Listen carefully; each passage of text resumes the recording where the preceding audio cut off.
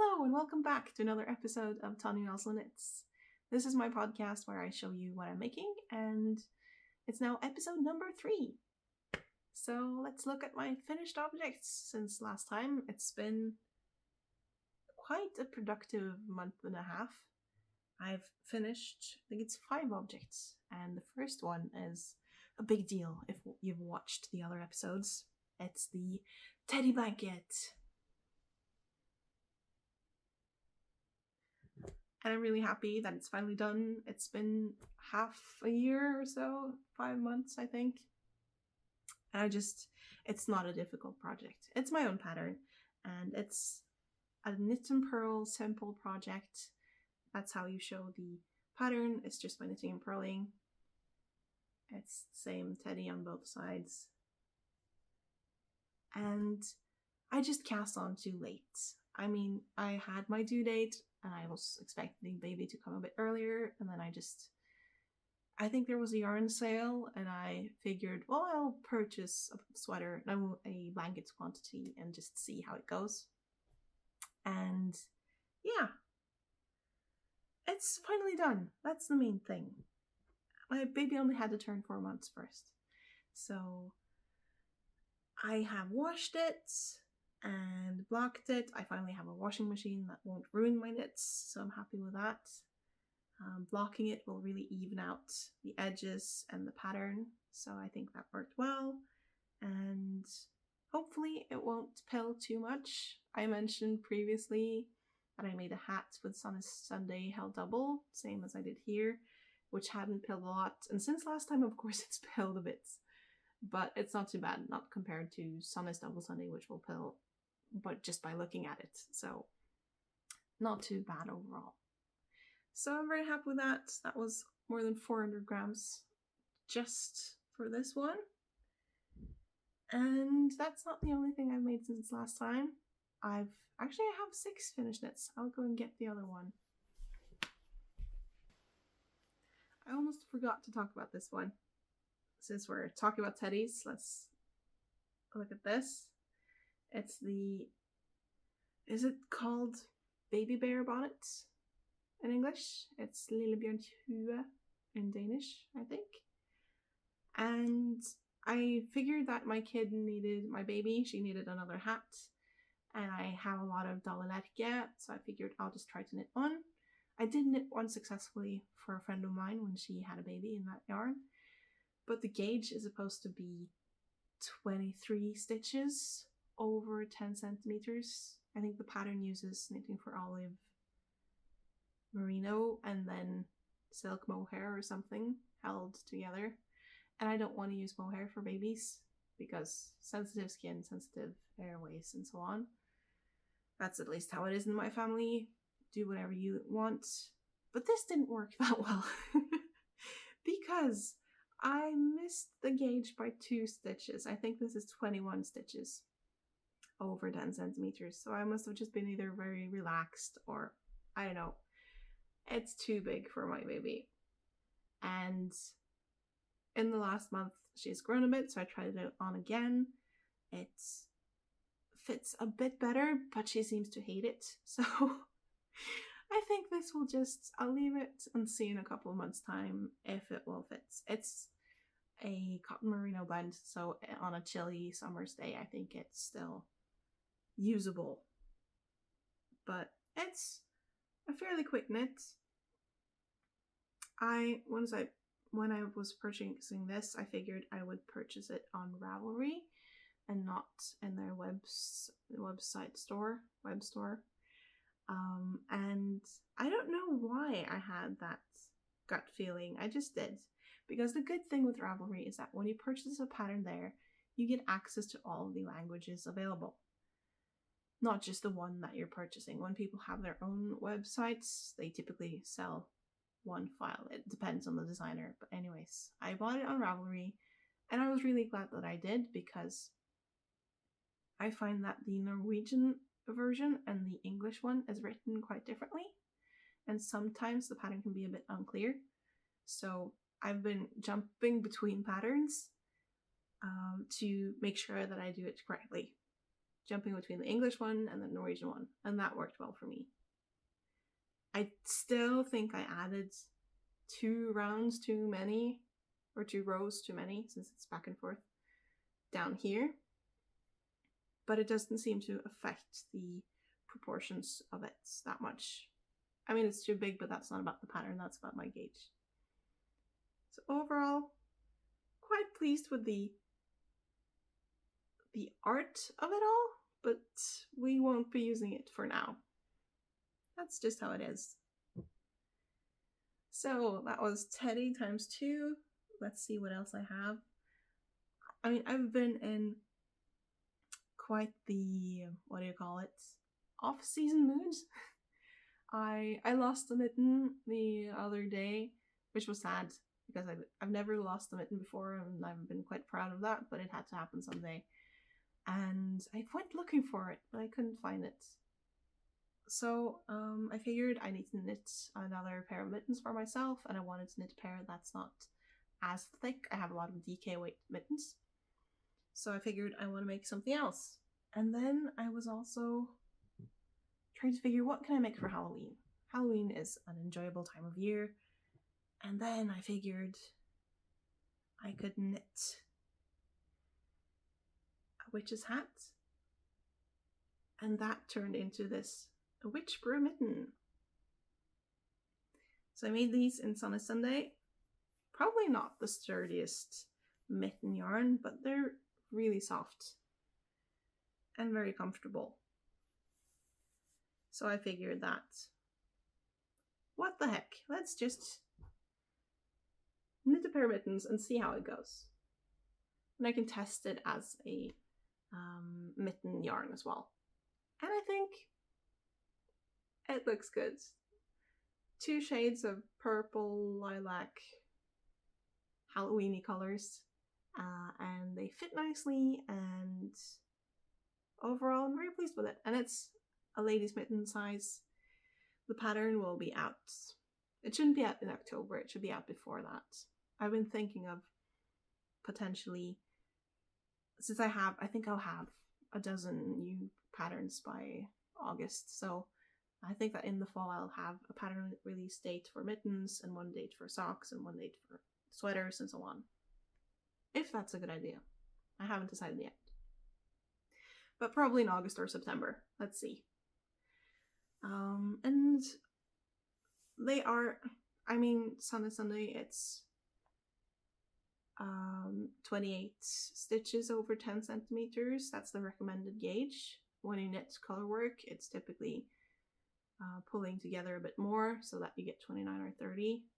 So it wouldn't scale down very well to kids. Maybe older kids, but not younger kids. So overall, I think this will be a lady's mitten pattern. Yeah. So that's done. And then I had, well, last time I had knitted these, and you can see my little issue as a knitter.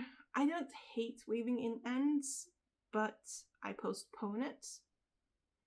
So these just ended up in a basket, and I haven't soaked them and blocked them. I haven't weaved in the ends. It will happen someday, but it hasn't happened yet.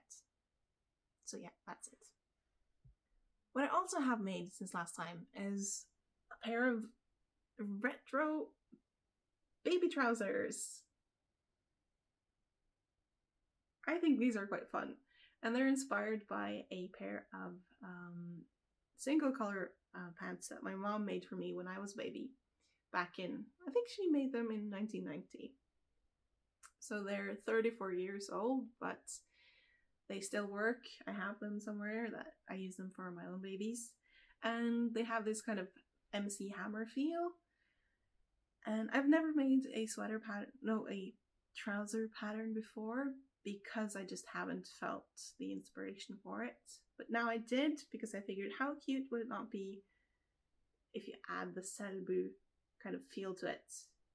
It reminds me of these National Day costumes we have in Norway with bunads and so on.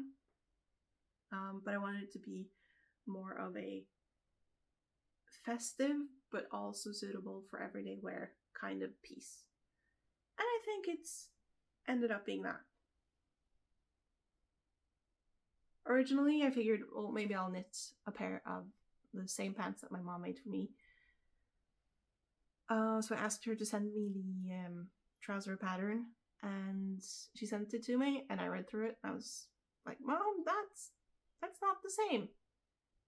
And then I actually looked closely at her garment and figured that, well, she started off with something close to the pattern, and then she did her own thing for the bottom half. Which is fun when knitters can do that. And I think I have that ability as well, so that's good. At least when you're going to make patterns. So she was inspired by a pattern, and then I was inspired by what she actually made. It's not the same, but it sent me on the right track, to put it that way. So this is size 3 to 6 months, made in Sandnes Sunday. A lot of Sunday projects this time. And it's knitted top down, an elastic in the waistband there, and I like to leave like a 2 centimeter gap there so that if I need to adjust the elastic, I can just go back in, take it out, retie it, and then pop it back in. I've never actually had to do that with my kids, but I'd like to have the option. And also if the elastic breaks or needs to be replaced, you have easy access. But of course you can just sew this gap as well. And then we can talk about acquisitions, because I bought yarn twice since last time. The first 2 balls were for another pair of Brew Mittens, or Heksebrygg, as they will be called. And this is in, let's see, Sandnes Sunday. There we go. And I've never used this yarn before, and it's scary to buy new yarn types, because I want to shrink my stash. And introducing a new kind of yarn to my stash is just opening the possibility of my stash growing, because then I'll have some leftovers from these mittens, and what should I use them for? Well, then I'll buy some more yarn to use up those leftovers, and so on. Whew. So yeah, I decided to risk it. So I'm proud of myself for not buying more. I only bought these 2 balls, and I immediately cast on the first mitten. I'm trying to use that as my golden rule for 2024. Not just buy yarn with a plan, but yarn with an immediate plan. So they were cast on quite soon. Of course, they haven't been prioritized as much because I'm not done with them. But I need some easy projects for films and series I want to watch and pay attention to, and then I can use my other knitting time for the more advanced stuff. They haven't been soaked, so they'll probably relax a bit more in the fabric once I've weaved in the ends and given it a soak and left it to dry. So I think they will turn out nicely as well. And I think the fit is pretty much the same, even though, let's see how many meters do we have here. 205 meters. Well, I think Sandnes Sunday is 235, somewhere around that. But they feel pretty much the same, at least before soaking. Whoop, that's not the right mitten. This is merino, this is more Norwegian woolly wool. I guess this has a bit more ease, but overall it's pretty much the same mitten. Yeah.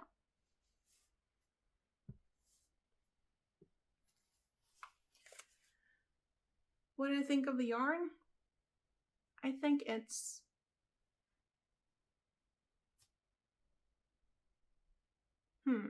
What did I think of the yarn? I think it's nice to knit with. It's a bit unevenly spun.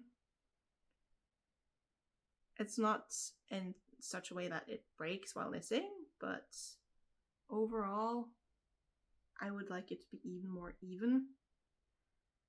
Sometimes the strand just feels a bit thinner than in other areas. It doesn't show in the actual finished object, but yeah, I don't know.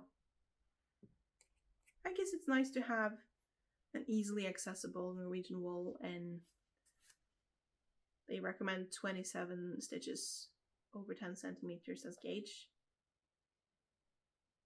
because then you have lots of DK weights to choose from, like Peggint itself, and you have Ravelry, which is more 24-25 stitches, and then you have this for 27, so having something readily available in all gauges is good, I guess. So I'm not sure how much I will be using this, because when I'm knitting really thin projects, I'll probably often go for Sandnes Sunday, but maybe not the sturdiest mitten, so maybe this is a new mitten yarn for me. I don't know yet. I think I'll just have to finish this pair and see how it goes, how it wears in October, pretty much. So that was that. And then we can talk a bit about yarn acquisitions and purchases, because I've shown you 100 grams what I bought, and the other 100 grams I bought since last time was for these. Another pair of the Selbu trousers, Selbu bukse.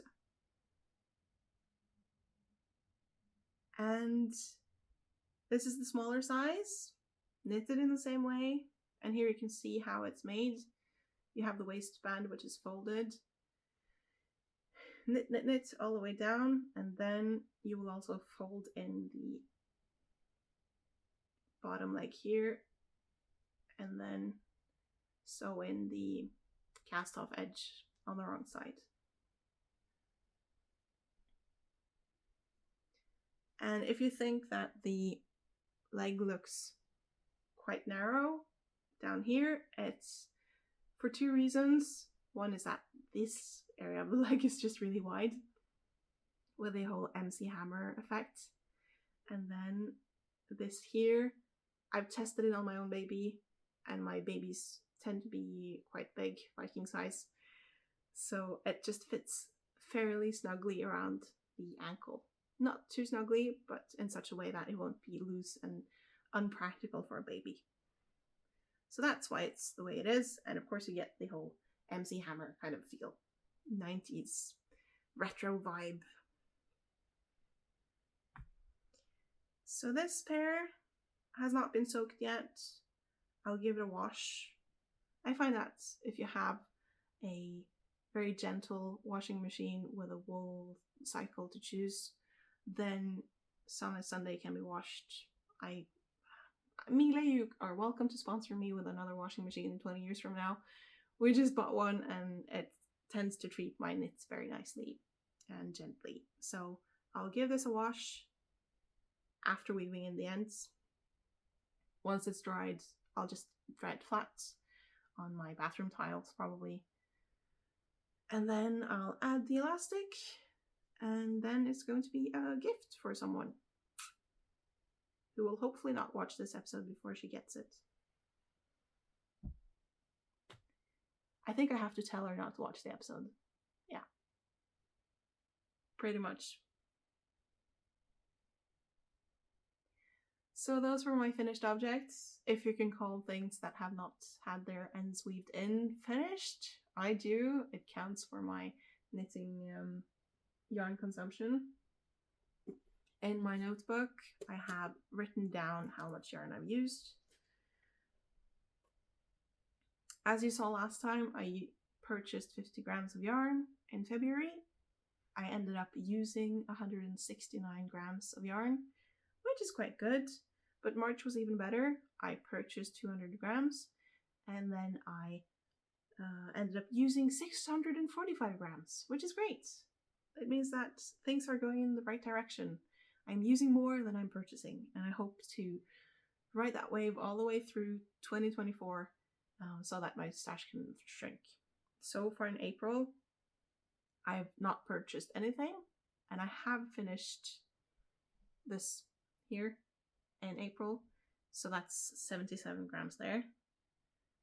And then I'll probably, yeah, let's look at my other whip. Of course, this here is a whip, and then I have this sweater here, which you saw last time, which has grown quite a lot. Let's see. The owl sweater for my mother. And it is growing, and I think it will look good. It's knitted top down. I'm done with the color work, so now it's just the plain stockinette stitch and the ribbing left for both the body and the sleeves. And I think I've added waist shaping, and I have to unravel a couple of rounds because I added one more round of increases than I actually needed. And I think I should get onto the ribbing at this point. I have to measure and check. It's been my 3 a.m. Knitting while the baby is awake project, so measuring hasn't been an option then, but we'll get around to that soon. And as long as this doesn't end up on Sleeve Island, I think this could be done in April, and if not, in May. It's knitted in Damavams, which I still enjoy. It's not,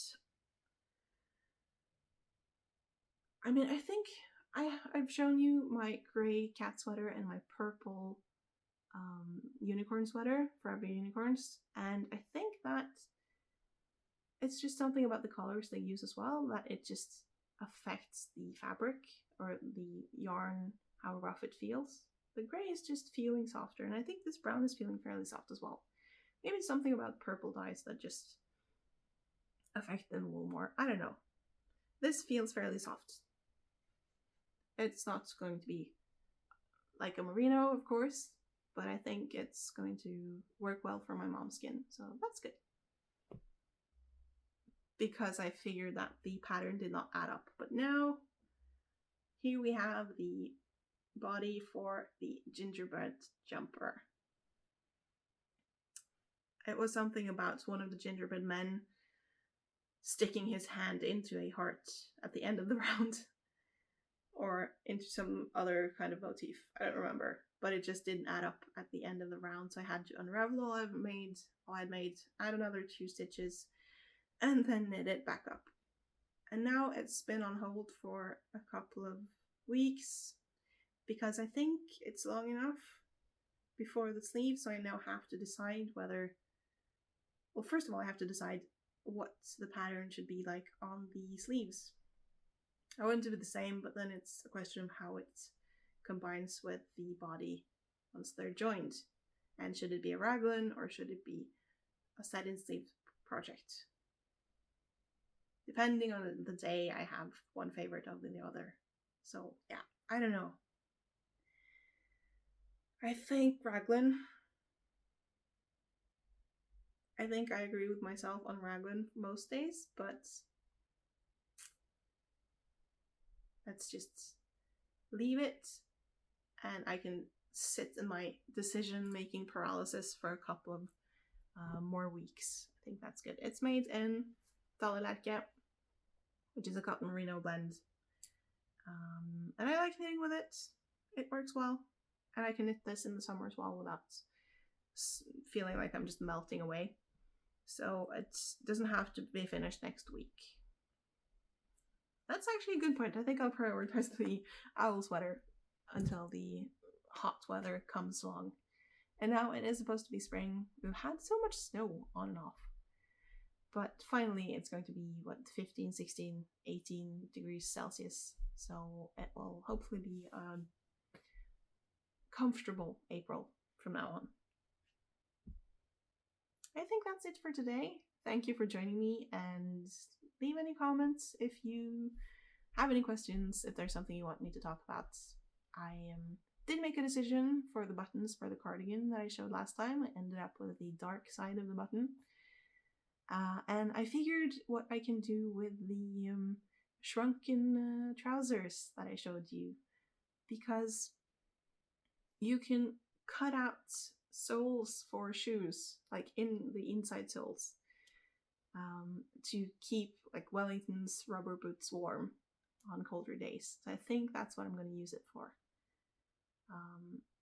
I think that could work well. I did see in a Christmas fair once a woman selling these kinds of soles, which I think it must have been felted sweaters or something. It had very delicate Selbu stranded color work patterns, and they were all different. So I think she had scrap projects she'd shrunken and then like felted them and then cut them into shape for different shoe sizes. So I think that could work well. I wouldn't intentionally knit a sweater for that project, but once I have accidentally ruined, or my husband has accidentally ruined the knits, that's something worthwhile using it for. Yeah, I think so. Okay, that's it for today. I hope to be back with another episode in May, showing you what I've made since then, and I keep surprising myself with what I prioritize knitting and casting on. So until next time, happy knitting!